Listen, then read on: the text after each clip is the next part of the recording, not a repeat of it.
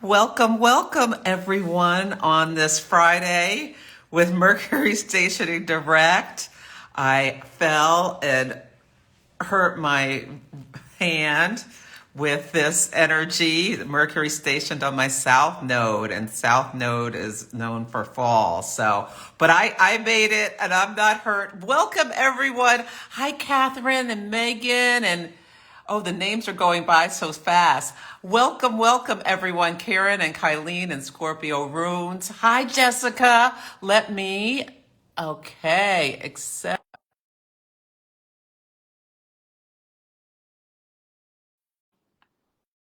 Did it, did that work? Okay, I'm trying to hit accept.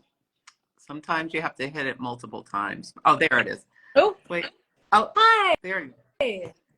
Hello, fellow How Oakland are you? astrologer. I'm good, except I had a little fall this morning Oh, while I no. was walking my dog. Oh, Mercury. I'm so sorry. I have heard of so many people getting into accidents this Mercury retrograde. And it's stationed on my south node, so you know. Oh, I'm so sorry. Oh, see a little cat up there.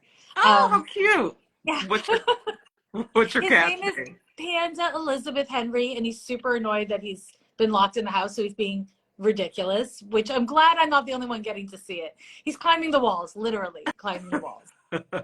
Yeah. Well, welcome. Thank you so much for joining me. I think you need no introduction. So many people were so excited about you coming on the Cosmic Conversation. So Jessica is the host of Ghost of a Podcast, which is a fire podcast, and the book Astrology For Real Relationships, which I love. I love how you did this book where it was like friendships and you know, hook like the whole gamut of relationships, and how perfect for a Libra moon for us to be talking.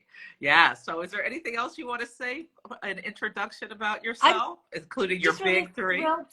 Oh, my big three. I can say, first of all, I'm just really thrilled to be here and having this conversation with you. I barely ever do Instagram Live, so I'm really excited to do this live. And my big three are Sun, Moon, Rising, all in Capricorn. So, yeah. And then what's your big three? I'm a Taurus Sun, Aries Moon, and a Cancer Rising. All right. Okay. Very nice. Whenever it comes to like big three conversation, I just always feel like, I don't know, triple Capricorn sounds like very exciting and very boring in equal parts. So, Well, it's incredible. That's a lot of, can you say anything about being like whenever someone's a triple, you have just such a concentration of the energy. And with Capricorn, it feels like did you have to grow up fast in some way or take on a lot of responsibility? Yeah, I did have to grow up fast, I would say. And also I'm a 12th house triple Capricorn. So I've got my sun and moon both in the 12th. I've also got Mars in there. So it's a different vibe than a first house triple Cap. I would say it's a very different vibe.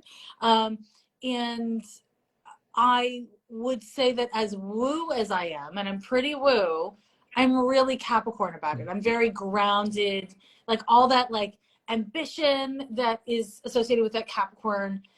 For me, it's around spiritual stuff and psychological stuff. It's about healing my ambition as opposed to more worldly stuff, which is the stereotype of Capricorn. So I'm an anti-capitalist Capricorn, triple Capricorn. So let the internet suck on that. You are.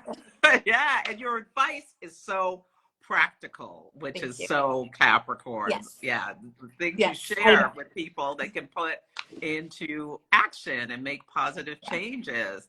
And and I loved your podcast about this Mercury retrograde. You gave such great advice about how to use this energy. If only I listened to you and my own advice around slowing down and not multitasking. I mean, it's impossible to listen to our own advice. I feel like anyone listening here who is not an astrologer, just because we know doesn't mean we do. I mean, it's hard. It's hard to follow your own advice all the time because you're living, right? Well, I wanted to actually ask you this question, which is, what kind of astrology? Do you have a specific kind of astrology that you practice? Yeah, so I love to mix it up. So I do Mhm. mundane and horary and traditional. So I do a lot of traditional astrology, but I bring in Yeah. modern topics, modern techniques, and evolutionary techniques as well. So Oh, I wow. really mix it all up and use what works for myself and my clients. Um, That's is, great. is is how I move forward. What would you say your focus, I your identify as a discipline? humanistic astrologer. Okay. So, yeah. So I would say probably because there's most people, especially like in the astrology world, I feel like people don't really identify as humanistic astrologers as much, but closest to it would be psychological astrology, probably. Mhm. It's kind of like a modern form of astrology. But yeah, I've always identified as a humanistic astrologer. And so I've now kind of learned to ask people what kind of astrology they practice because there are so many different kinds of astrology, and I think a lot of people when they're learning about astrology assume astrology is astrology is astrology, and that's just not the case. My practice is really focused on the outer planets, and for like Hellenistic astrology and other forms of astrology, that's not the case at all, right? So these things are really relevant, and I think especially for people who are learning astrology, it's relevant to know what the astrologers that you're listening to do, Mhm. right? Yeah, because like Exactly. evolutionary astrology, that's really it's like it's got its own specific uh, values and approaches and Mhm. tools, eh? Yeah. And do you have a resource for humanistic astrology? Is there like a mother of it or father of humanistic There's a astrology? father. It's Dane Rudhyar was the Oh, father, I okay. think, of humanistic Hmm. astrology. But the truth is, in perfect like triple Capricorn 12th house fashion, I when I first started practicing in the early 90s, I just decided I was a humanistic astrologer. I didn't actually know that it was a thing. I just was very identified as a humanist. And so I was like, well, I'm a humanistic astrologer then. Hmm. And it wasn't until many years later that I learned that Dane Rudhyar is, kind of like the father or the grandfather of humanistic astrology. And he also uses camp in his houses, which is the house system I am monogamous to. Hmm. So I must have intuited the kind of symmetry of that. But Hmm. yeah, so it's more of it worked out that my identity as a humanistic astrologer, it lines up perfectly with what humanistic astrology is. I So love yeah, that. I love yeah. that. Yeah, I can really feel like the focus on the psychological that you bring, as well as you do a lot of medical astrology, right? Because you talk Yes, I do. about. Yeah. Hmm.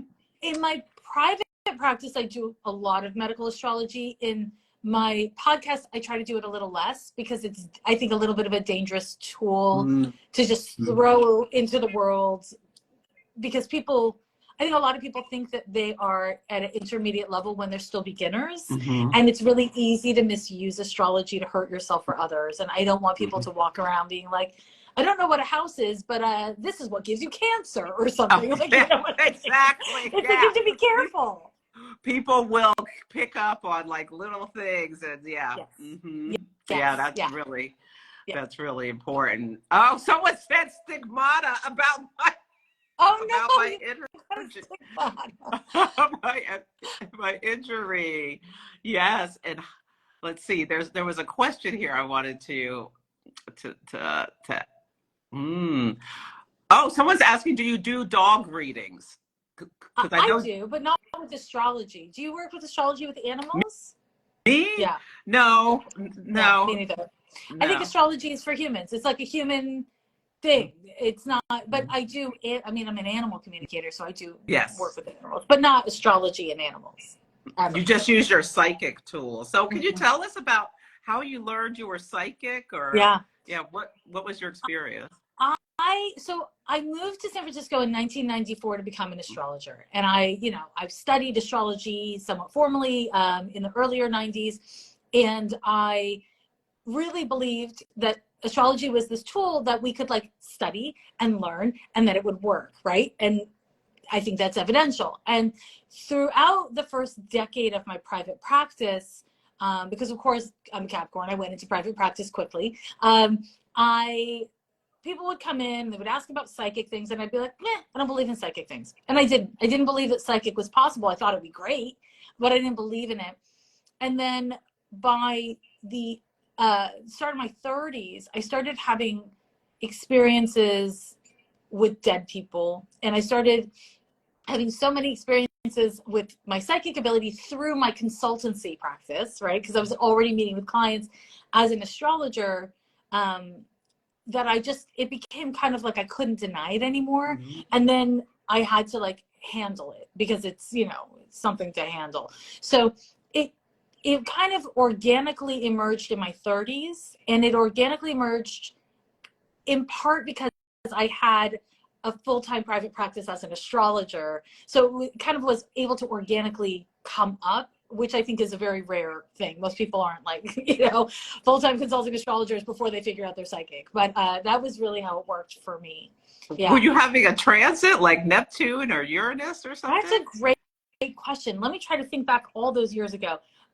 It was, let's see, like the early aughts, like 2005 through 10, where I was really going through it. So where was Neptune? Was Neptune, I think the worst of my Neptune transits are my least favorite transits, just as a fun fact for myself. I don't like, I see other people go through them and it's not that bad, but for me, it's my least favorite transits. I can't remember, but I think what happened was, I mean, my chart, it's like, I have like signatures for this written all over the damn place. Mm-hmm. So I think I got to the place where I was able to really listen to my abilities. And I don't remember if there was a transit that sparked it though. Okay. It was all post Saturn return, but I don't remember what else was happening. Ah, okay. Yeah. Interesting. Yeah. Well, yeah, because it's like, it can be maybe a little scary when you start, when dead people are talking to you, or, I did not like it at first. Mm-hmm. I did not like it. Do you have any advice for people who are experiencing this to how they can channel or protect themselves or? Yeah. Yeah. You know, I can say a bunch of things. The first is that I learned as dead people started coming through that I needed to change my life. I smoked weed. I went out, just living my life. I would go to group, big crowded events, no problem. And then as my mediumship and my psychic sensitivities emerged, I was like, oh my God, I'm being like, it wasn't fun anymore to be in group situations in the same way it used to be, because I had to energetically boundary myself. And it took me a long time and painful experiences to realize, like, oh, if I want to really cultivate the psychic stuff, I have to change, and I have to change to support my sensitivities. And I think for anyone who's going through this, part of what you need to learn is that you're going to need to change.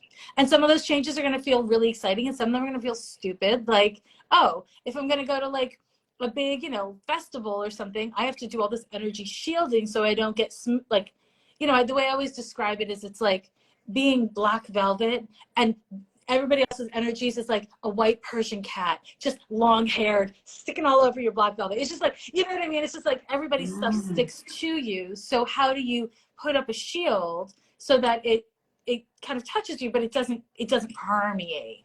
And then with, I had to stop smoking weed. There's like a lot of things I had to do in order to be more grounded in my own system, so I could tell what was mine and what was other people's.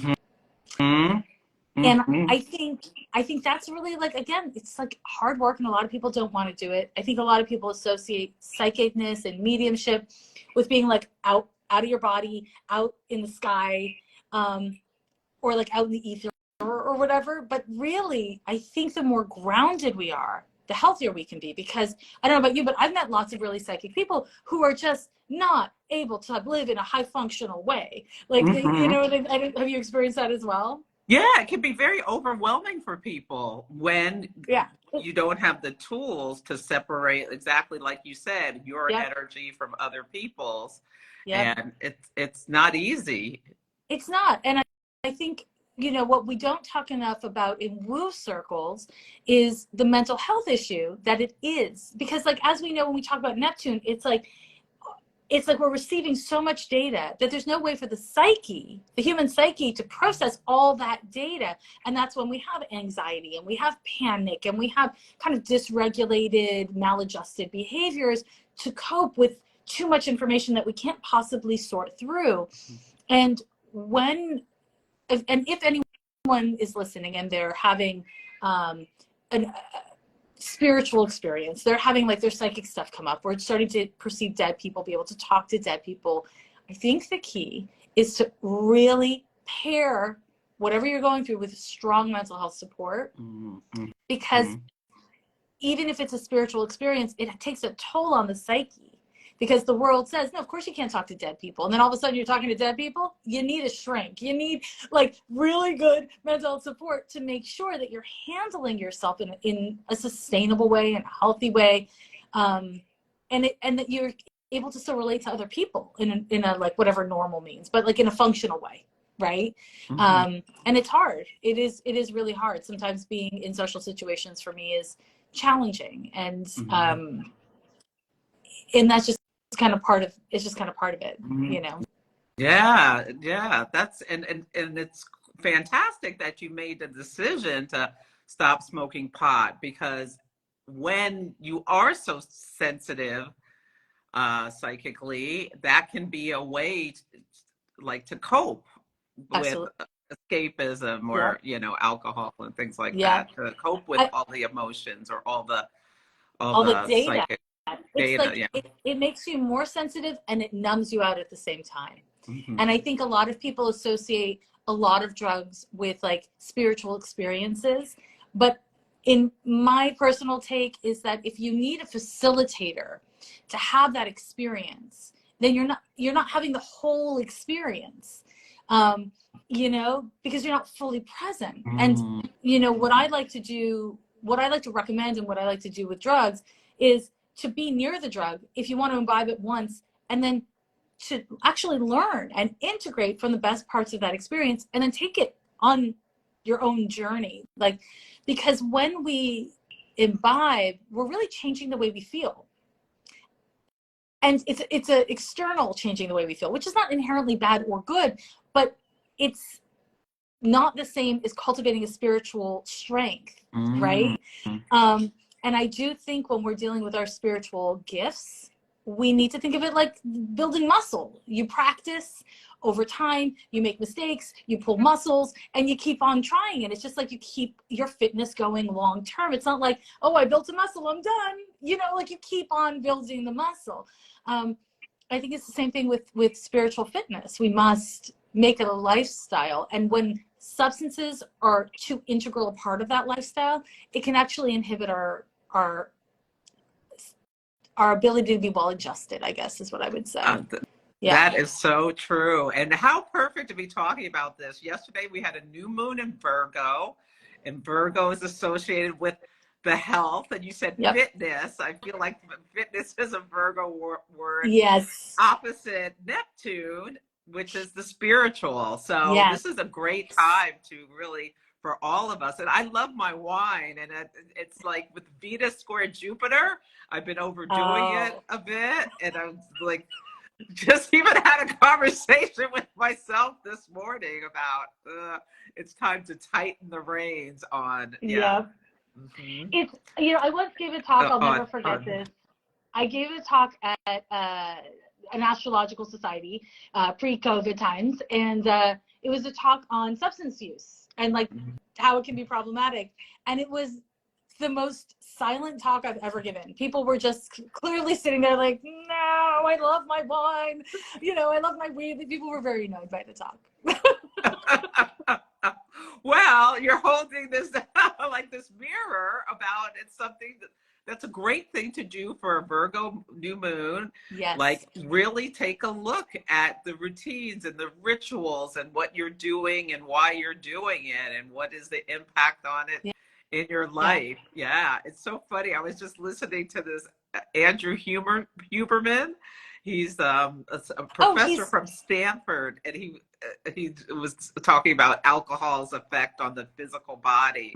And so I was just watching this morning. So it's Did he great. just drop an episode on that? I'm not sure. My boo sent it to me because we were talking about like the wine stuff. Yeah. So, but you could go, look him up. He's really great and perfect for Virgo season to listen to this. It's called the Huberman Lab, and he does a lot about all sorts of things about health. Is his big focus. Yeah. The Virgo, I've been really interested because this Virgo new moon, of course, has that Neptune opposition. Mercury retrograde, which just ends today, also had a prominent Neptune theme. And I just feel that we have been in this time where we're dealing with burnout. We're dealing with our coping mechanisms for burnout. And I think that so much of what Virgo has to offer us is discernment. It's just taking a real grounded look. Is this working? If it is, how much is it working? How little is it working?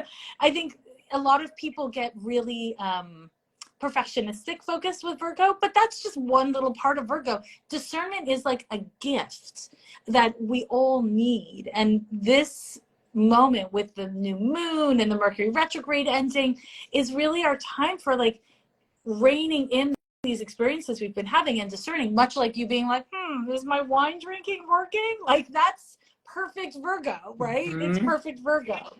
So I like that a lot. I like that a lot. I do. And discernment is one of my favorite words. Yes. And and trying to have a view with not necessarily any judgment or being too critical of yourself, which Virgo can pick apart, but just recognizing and then adjusting with, I think is what we can really be doing with this. I pulled the Seven of Discs this morning, which although it's the astrology correspondence is seven is Saturn and Taurus. It feels like such a Virgo word, like a Virgo image of just like doing the analysis, taking the times, considering the long range plan rather than what just feels good now, and putting in the effort to get to where you want to go. And it's not necessarily fun. It's like Saturnian as I talk to the triple Capricorn. Yeah. I mean, I think it's kind of perfect that it's a Saturn in Taurus card because it's really like values-based evaluations. And we are in this large arc of Uranus in Taurus. Jupiter is in its own smaller arc of being in Taurus, which is really so much about values. And I think so much of these Virgonian themes are very much impacted by those larger Taurian themes of what do we value? What's delicious versus what's good for us, and what's delicious and good for us. Because so much of what we do is not delicious or good for us, right? Like, I think these are things for us to be discerning. And I also love the word discerning. It's like a perfect word and people don't use it enough. Yes. I so agree. Yeah. I love Oh, wait. I haven't looked to see questions, but now I'm seeing there's questions. There are a bunch of them. Someone doesn't know the houses, so that's something you should definitely learn because that's where the action takes place. So, can you want to say some thoughts about 12th house, like the 12th house triple versus the first house triple? A couple of people are commenting. Are asking about that. So whatever the zodiac sign we're dealing with, and I'll say, like, for me, I pay more attention to houses than zodiac signs myself. Do you as well? Yes. I put planets and houses more than me signs. too. Yeah. I think most like professional astrologers who are seasoned do that. So just to give you guys a sense of like, zodiac signs in pop astrology are really focused on the most, but not in like more substantive astrology, for whatever that's worth. But if you've got sun, moon, and rising all in the same sign, and your moon and rising are in the 12th house, they're going to be more internally focused. You're going to be more introverted on a core level, even if it's in Leo. You're going to be more reflective, and you're going to, from my perspective, have major kind of like quote unquote family karma stuff. If those same two planets, your sun and your moon, are in the first house, everything's on the surface. You're got a triple Leo, you're a triple Capricorn, everyone would know. Nobody has ever looked at me and been like, oh, you're a triple Capricorn, because I don't look like a Capricorn, because I have an Aquarius interception in my first house. So, you know, yeah, so I look like an Aquarius. And this is the thing, if I was to have my sun and moon as well as my rising in Capricorn, I would wear white, gray, and blue, right? Like I would dress really consistently and conservatively. I wouldn't be comfortable to stand out particularly. Like there'd be differences in the way I present myself. And we can see that on the surface because it's the first house. So that's one thing. The other thing I think is really important is that other people can see what's on the first, but other people cannot see what's in the 12th. And so there can be a bit more, if you've got 12th house planets, of a sense of like, people don't get me, or people perceive me to be one way, but I perceive myself to be another, because the 12th house is so deeply personal. It's like in our deepest rooted, most private space. Whereas the first house is literally, it's our bodies. It's what's on the surface, right? So that's my quick and dirty 12th versus first house. Yeah, and I found some of my clients with like 12th house suns and other placements or moons. It may take a while for you to even understand those parts of yourself because they're so hidden. Would you say, was that something you experienced? Absolutely, yeah. Absolutely, yeah. I have a class on the 12th house that I've taught because I actually saw somebody on a social media app, it was an astrologer, talking about like, oh, the house is like the place of enemies and people secretly hate you and you're like got misfortune, which I think is a kind of more of a certain brand of astrology that kind of believes that about the 12th house. But I don't at all. I read the 12th house as a place to understand inherited conditions. And I read the 12th house as a way to understand the ways in which we are the embodiment of that which our ancestors could not fully embody. And that is what we're here to do. Yeah. Oh, I love so that. I see it as kind of like articulating our prenatal conditions or ancestral conditions, and understanding that allows us to, you know, go inside like a good 12th house person and to look at our own, not only our own lived experience, but our epigenetic experiences. And for people who don't know what epigenetics is, it's like what's inherited, what's in our genes, what our parents and our grandparents and our great-grandparents experienced. And a lot of times I find people with 12th house planets, especially the sun, moon in there, you know, you're going to have really important epigenetic experiences that you're going to have to sort through over the course of life. And a way I like to describe it is kind of like having like a gluten allergy. It's like, it gives you a sensitivity that you have to navigate. It's not torture. It's not, you know, the worst thing in the world, but it's also, you have to know yourself and you have to take care of yourself because of the sensitivities that you have that, you know, other people aren't sensitive to gluten, only certain people, right? But you got to protect yourself when you've got 12th house energies. But here I am again talking about psychic fitness. I can't get away from the Virgo, I guess. Right? But there it is. Psychic fitness. I love that. Yeah, that's so perfect for the transits today. Okay, here's a question. Do you believe that planets have actual energies?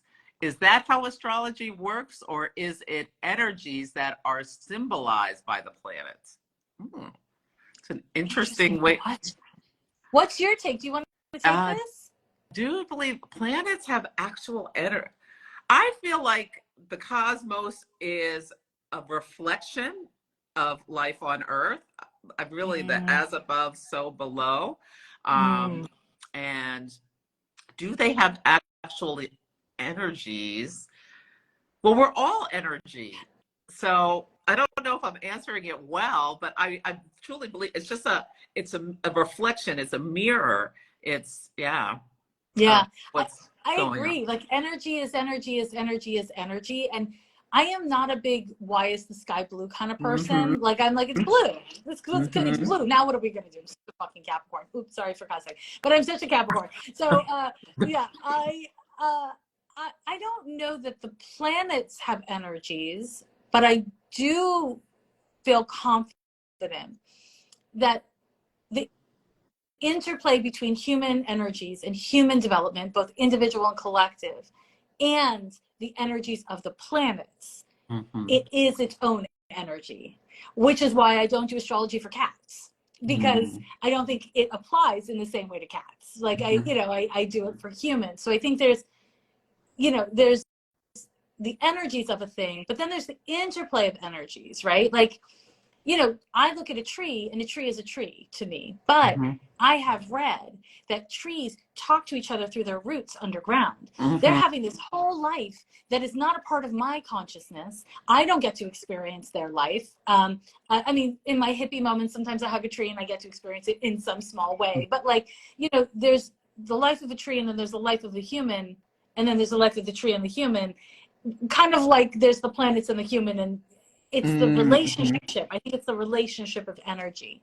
But I don't know, maybe that was not a great answer, but I don't know. That's what I like it. I like Okay. it. Yeah. That makes me think of, there's a book called The Secret Lives of Inanimate Objects. That's really kind of an interesting book. I'll post a picture of it. Please hopefully do, because I was about to start writing it down. So yeah, I'll that post, sounds really interesting. Yes, The Secret Life. Yes. And what do you think of this? This is kind of a tangent. I'm known for my tangents, just so you know. But like signs and signals, when you're out in the, like, what are some of the things you that come to you when you think of like signs and signals? Like I see numbers like 1111. I know it's my mother. What do you have anything that you want to share about that? For me, I used to be very obsessed with signs and signals. Like it was, whether it was numbers or any number of, like I had a lot of signs and signals that I was really focused on. And I don't anymore, because I see every literal thing as a sign and every literal thing as a symbol. And so while I, go and do some mundane tasks, even if it goes perfectly normally, there's a part of me that's clocking, okay, this is a symbol that things flow. Okay, this is a symbol that things don't have to be hard. Like I'm clocking the sign and the symbol in everything. And so individual signs and symbols don't stand out as much. Similarly, I used to do a lot of ritual work, like a ton of ritual work, sometimes with the moon, but not specifically. Like I just did a lot of ritual work. And now I don't, because my daily life is ritualistic.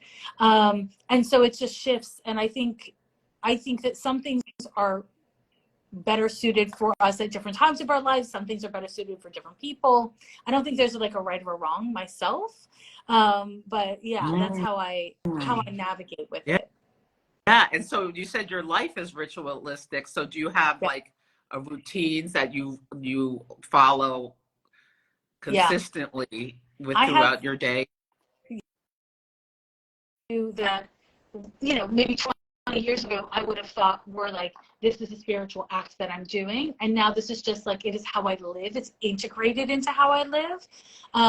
Some of them are, little simple things, like I'll use, hydrosol I made in order to clear a space, and other things are more intensive energy work.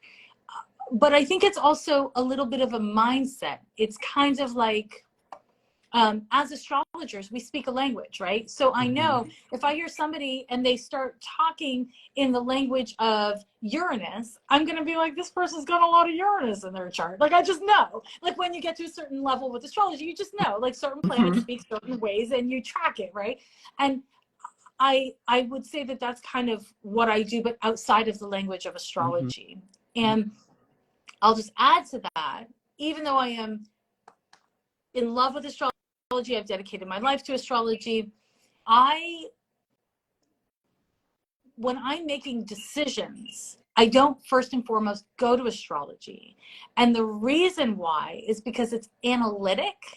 And the thing that I think is risky about our craft of astrology is that it can separate us from our felt experience, from our emotions, from our common sense, if we overuse it. And it's easy to overuse because it's an amazing tool. It's so helpful and so insightful, but I am a big fan of not allowing it to overtake me. And it took me decades to get to this place.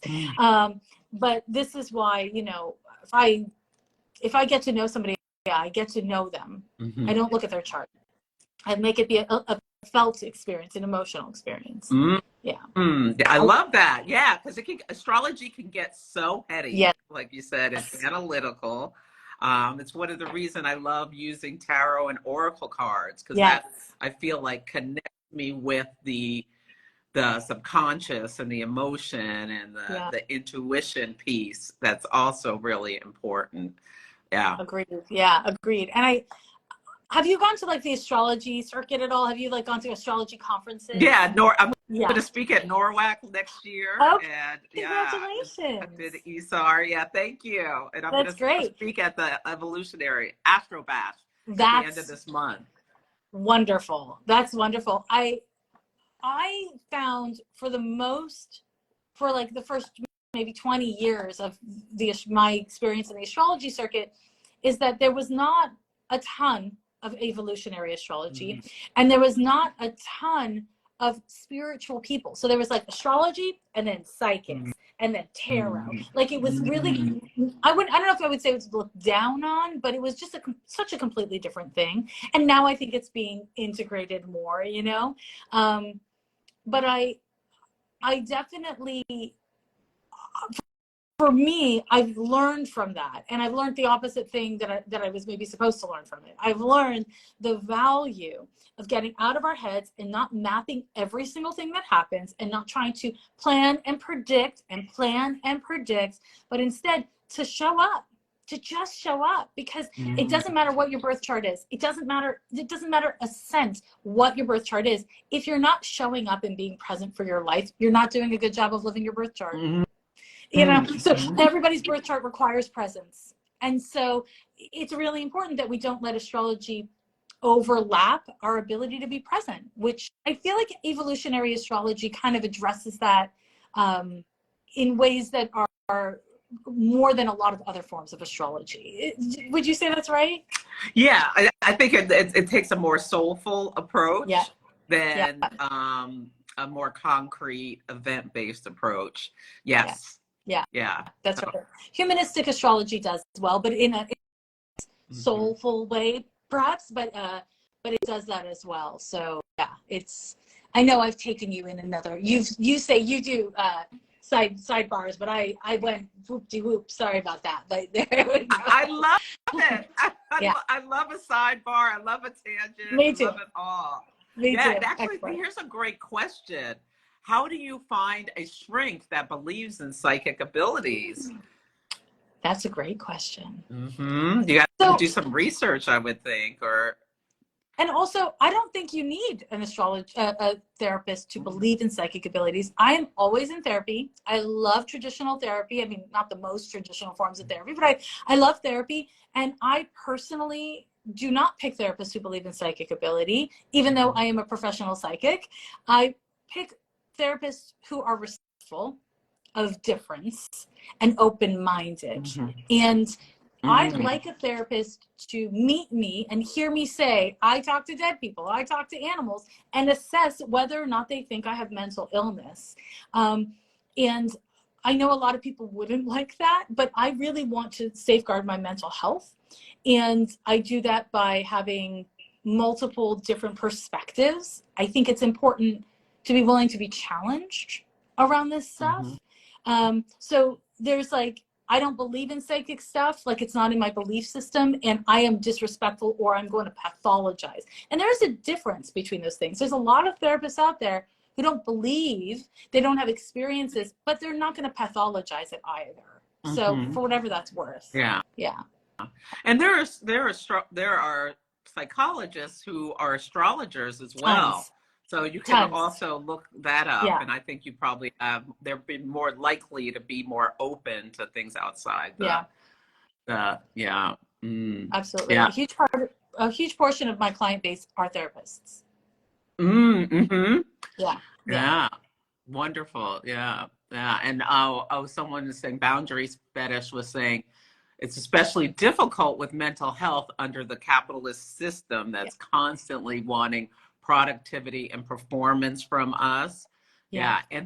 And this is one of the reasons I work a lot with the moon as a Cancer rising, like this solar based society that just go, go, go, more, more, more. Yeah. It's so opposite of the natural cycle of Mm-hmm. growth and decay, where we do need to release, empty out, and slow down. So, Yes. yeah. Yeah. I agree with that completely. Yeah. Yeah.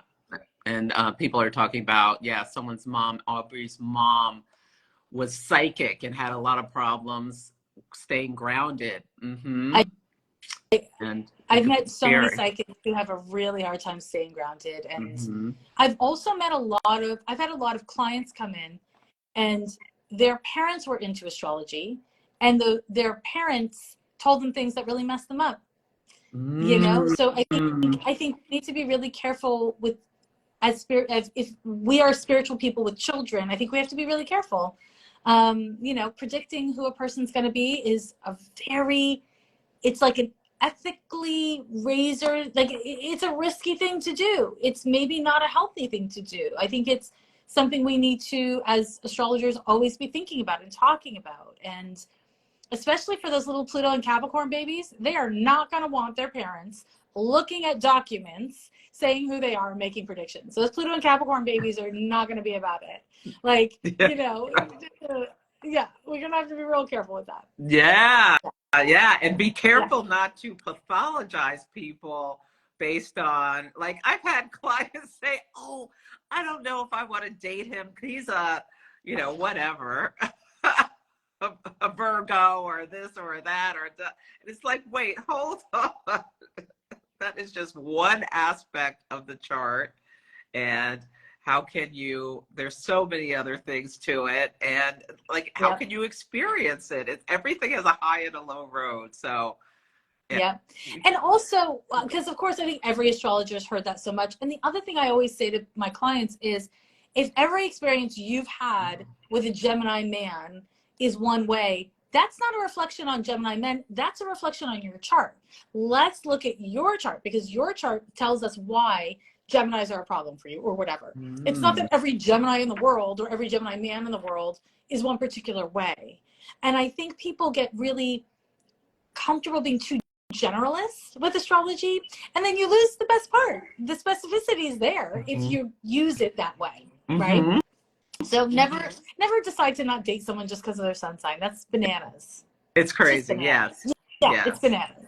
Yeah. You're missing out on potentially a wonderful relationship. Yep. Yes. Yep. Oh, here's a question. Can you speak to the markers, natal placements that point to mediumship and other psychic abilities in the chart? Okay, so I've announced this on my Patreon, but I haven't announced it anywhere else. I haven't I haven't done a proper announcement, but I'm teaching a class on this, on how to find the markers for all woo in the birth chart. So clairsentience, clairaudience, psychic ability, mediumship, October 27th. And I'm going to announce it. You can't sign up yet, but mark your calendars. October 27th. It's the Scorpio eclipse. So should be super chill. Oh, I love that. I love that. Yeah. Okay. Right on time. Right on time. Mm-hmm. So wait, what was the question again? It was about mediumship specifically? Mediumship and psychic abilities. Anything else you want? I think Neptune and Uranus especially. Yeah. For me, in my experience, when I'm looking for mediumship, the ability to speak with the dead, there are many different ways that people speak with the dead. And generally, I'm going to look to the 8th house and Pluto, and the 12th house and Neptune. Psychic ability, I'm generally going to look to the 8th house and Scorpio for psychic ability. But within psychic ability, we use these words that to mean too many things, right? So if I'm looking at the clairs, the clairaudience, clairsentience, that's Neptune. But when we're looking at, that I just know, that thing where you have this bolt of knowing, that's Uranus. Yeah. And I think that having this experience of chronic serendipity, that's Jupiter, right? So different planets will do it in different ways, but I think it's important when cautious, because some doors cannot be unopened. And when you open a door to dead people, you're not just opening the door to nice dead people, you're opening the door to all dead people. And I, hate to remind us all, but we are living through a pandemic, and people are still dying every day from COVID-19, and that's on top of all the regular deaths. We are also living in a time of war, and there's like a lot of wars across a lot of regions. And once you open the door to mediumship, it's not just your friends and family's your lost loved ones. It's dead people. And we have to be prepared. And so, I'm not trying to scare anyone, but also let's not be idealistic or romanticize it. It's both, right? Because people do both. That's very good advice to remind people that, this is not something to go in lightly with. No. I mean, it's like should really think about like what you're opening yourself up to if you go down that road. Because there are classes that teach people mediumship and other things. But are you sure you know what you're getting into? That's it. That's the real question. Yeah. And I have Uranus conjunct my IC, and sometimes I just know things. Just know things. That's it. That's Uranus for you. Yeah. Especially on a water cusp, right? Like on an angle, but especially any water house, you put Uranus in there, and you just feel it in your gut, and and that's not technically psychic. It is connected to psychic, right? But it is a psychic function, but it's not like I am a psychic necessarily, because Uranus, best of luck predicting when it's going to come next, right? And I think that's a thing that's not bad or good, but we want to remember the planets we're playing with, because they have their own rule books. They do, and Uranus's rule book is like not really a rule book. It's like the only rule is there are no rules. Yeah, exactly. Yeah. So for baby fire, asking about a stellium. A stellium is, some people say it's 3, some 4, but it's planets. She's asking if the ascendant is counted towards a stellium. No, a stellium is planets. Yeah. Although I will admit that I claim a stellium in Capricorn because I've got sun, moon, and rising. But it's because it's my big 3. But I don't typically associate unless it's alongside the moon and sun, or the moon or sun, then I'm gonna consider that. We have our caveats. Yeah. So, here's a question. What if there's nothing in your 12th house? You want to talk about? Sure. Ruler. So the idea that you have an empty house is a little bit of a misunderstanding of what astrology is, because there are many things in the birth chart that you must be educated in order to see, because they're not written there. So for instance, let's say you have no planets in your 12th house. That doesn't mean you have nothing in your 12th house. It simply means you have no planets in your 12th house. I have an episode of my podcast titled Empty Houses. You can look for it on my website or on the internet. There's no such thing as an empty house. So what you do is you look at the zodiac sign on the 12th house cusp. And then, even if you have multiple zodiac signs within that house, what you do is you look at the ruling planet of that zodiac sign. So now you have the information of whatever zodiac sign or zodiac signs are in the house. And then you add this layer of understanding what the ruling planet of that house is doing. So those are layers of data that are not written in the birth chart. Like, you can't see it. You just have to understand how astrology works, which is why education is really important when it comes to reading a birth chart. Yeah. Oh, and someone's saying Jessica's 12th house, 8th house episode from a few years ago was incredible. Mala says that. Yeah. Thank you. I appreciate it. I appreciate it. I'm a big fan of these 2 houses because I think they're very misunderstood. What do you say about the 8th house? So you gave us some really good information about the 12th. What are some other things you say about the 8th house? So the 8th house is associated, you know, like all the keywords. You're talking about taxes, death, whatever else, I don't know. But when I look at the 8th house, this is where we are deep. We are deeply feeling. We are really influenced by other people's energies, but our own experience of those energies is so deeply personal and intense. When I am looking at the 8th house, depending on what's there. So the water houses, they're so reflective, just like water is, of whatever's in them, right? But the 8th house, we can see so much of what's happening in the psyche, which includes, but is not limited to, our psychic abilities, how we merge with others, our boundaries.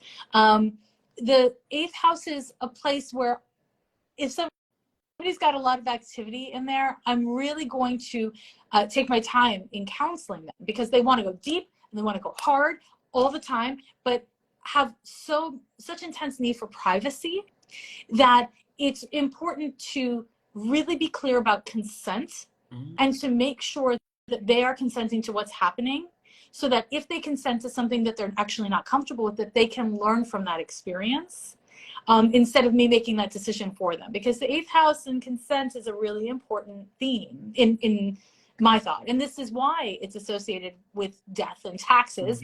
It's not just about the literalness of death or the literalness of taxes. It's about letting go. It's about big changes. It's about things that are out of our control. It's about what we owe to others and how we account for what we've done, right? It's not just about like the, you know, those two literal things. It's again, we're looking at the symbology of it, if that makes sense. Yeah.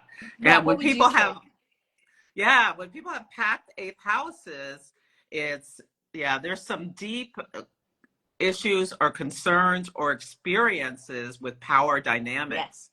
And oftentimes someone having power over the person is a big part of their story, and how they can, how they manage and learn through that. And it can be a really big story about power dynamics and abuse as well.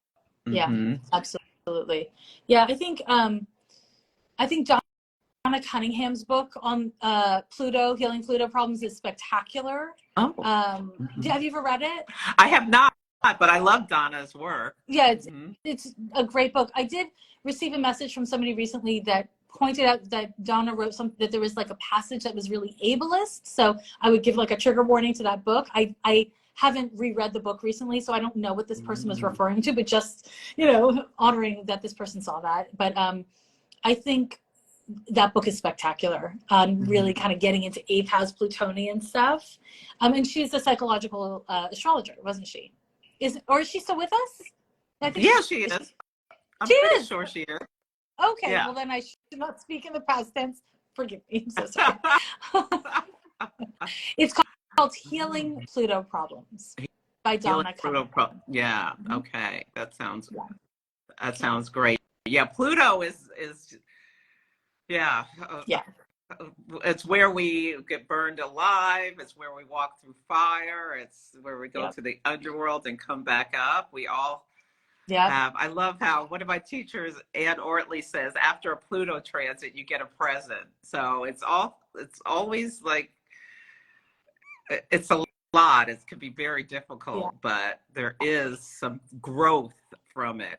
The rebirth process can be really wonderful.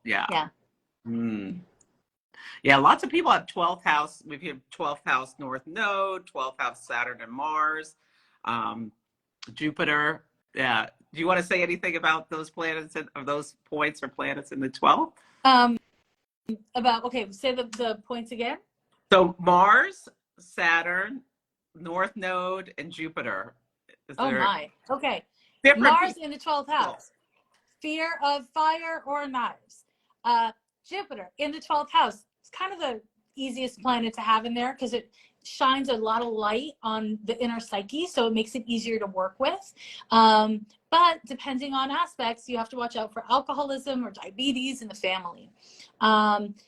North Node in the 12th house I would need to know the zodiac sign and aspects before making any other determination. Sorry, the nodal.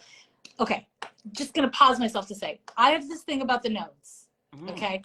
I think in pop astrology, or like on the internet astrology, people talk about the nodes as though they were planets. And I think that there's a way that we lose track of the fact that nodes are not planets. They are evolutionary points that speak to the development of our soul, and they're not personality points, right? And so this is why I am less likely to be cavalier, just like throwing out words about the nodes, because of how important they are to our evolution, as opposed to, you know, parts of our personality that we can just like keep on working on. We have to be working on our whole nature to touch the node. Whereas, you know, you don't have to work on your whole nature to work on Mars, right? You can work on Mars to work on Mars, and that'll do it. Anyways, that was a big do around the bend. But and then the other one you said was what? The other one was Saturn. Saturn in the 12th. Saturn in the 12th house. Big lesson with cultivating backbone, learning how to have boundaries, figuring out how you are distinct and separate from other people, and taking responsibility, not being a jerk about it, for the self. Those are my hot takes. Oh, I love that. Thank I love you. it. Those are great. Thank Yes. What about Venus? So we might as well just do them all, since this has Just do them become all. like a 12th house Damn. conversation. Okay, we're having a 12th house conversation. Venus in the 12th house, generally when somebody's got Venus in the 12th house, one of their parents, it's usually the mom, but not always, had to kind of leave a lot behind in order to be with that person's father, or to be with that person's, to be partnered, basically, and learn self-sacrifice around friendships and like having a lot of the like Venusian enjoyments. And so a person with a Venus in 12 needs to figure out how to not abandon themselves in efforts to have love and companionship. Yeah, I'm giving very different kinds of answers for all the planets. I don't know why. And then what else? Did we do them all other than that? We didn't do Mercury. Oh, yeah. Okay. Mercury in the 12th house, similar story in that we have the need with Mercury in the 12th house to figure out how to really pay attention to what we are experiencing, what we think, our own attitudes, our own beliefs, what we're learning, but to hold on to that around other people. That becomes very challenging for a Mercury in 12th house person, because of, again, inherited stuff. Moon? We did the moon. Yeah. Did we do the moon? I think we talked about, because you talked about you have the sun and the moon in the 12th house. Yeah. Yeah. We talked about those. We did Mars, we did Jupiter, we did Saturn, Uranus in the 12th. Do you have a quick off the cuff 11 Uranus in the 12th? Uranus in the 12th? No, I don't. Okay. I don't. No, I don't. What do you think? So Uranus in the 12th has a lot to do, and again, Uranus is one of those bad boys. I want to see the aspects. Always I want to see the aspects. Yeah. But with Uranus in the 12th, what we're looking at is the need to identify who you actually are. And there's generally, with that placement, the need to break free at some point in our lives from convention that has held us back to be inauthentic, right? And so, you know, that might mean like leaving the church, or that might mean like coming out, or that might mean, you know, becoming an astrologer when you're from a science background in your family, or, you know, like it could mean a bazillion different things, but that's the kind of thing. And then we have Neptune in the 12th. Neptune in the 12th is I think a really mixed blessing placement, because it makes it really hard to be of this earth. Yes. But Neptune in the 12th house people have access to grace and divinity and creativity. You know, it's like the high arts, right? And so being able to use the arts and spirituality as a way to locate self is really important. But you want to lean on your earth planets, your earth houses, even if it's Neptune and Capricorn or whatever, in order to kind of mitigate that so that you have balance. And then Mm-hmm. Pluto in the 12th, you got bad dreams. You're pulling in a lot of collective pain. You know, you got bad dreams. And learning how to have energy boundaries is going to be essential. Pluto in the 12th, we have to be careful of addiction. You know, we have to be careful of addiction. And we don't have to look very far. Just look to your own family to see what the addiction is likely to be too, right? Because these things can run in the family. Mm-hmm. So that's a hot vast. Yes, thank you so much. Those are great. Yeah, I found with Neptune, people really have to work on their boundaries and their psychic sensitivity in 12th. Yes. Yeah. Absolutely. Well, I want to be respectful of your time. I'm so thankful that you came and shared your amazing wisdom and knowledge. Tell people again your website, the date of the seminar you're doing, and anything, your Patreon, anything else you want to share. Thank you. I really appreciate it. It's been so much fun, and I'm sad it's over. Okay, so you can find me on the internet, and you can follow me here. And my website is lovelanyadoo.com. I have a link tree with a million links. Save the date. October 27th, I'm going to teach, I haven't figured out the perfect name for it, but I'm going to teach a class on how to identify the woo in the birth chart. So what kind of psychic abilities you have in the birth chart. October 27th, save that date in your calendar. But I have a great class on the 12th house that you can pick up, or the moon. Like, I've got lots of stuff available on my website, on the shop page. And if you're into Patreon, you can join me on Patreon, where I do a lot of teaching of woo stuff. It's where I do most of my woo teaching, as well as astrology. So yeah, you can do all that. And I just want to, again, thank you, because this has been so wonderful. And I hope whoever's here, my followers, follows you. Oh, thank you so much, Jessica. And I will, Mercury, don't mess with me. I will save this and invite you to collaborate if you want to share it. And also remind people to get your amazing book. I'll put a link to it, Astrology for Real Relationships. So maybe we'll meet sometime in the wilds of Oakland. But thank you again for joining me. I would love that. Sending you so much love. You too. Have a wonderful Venus day and weekend. You. Bye. Bye, everybody.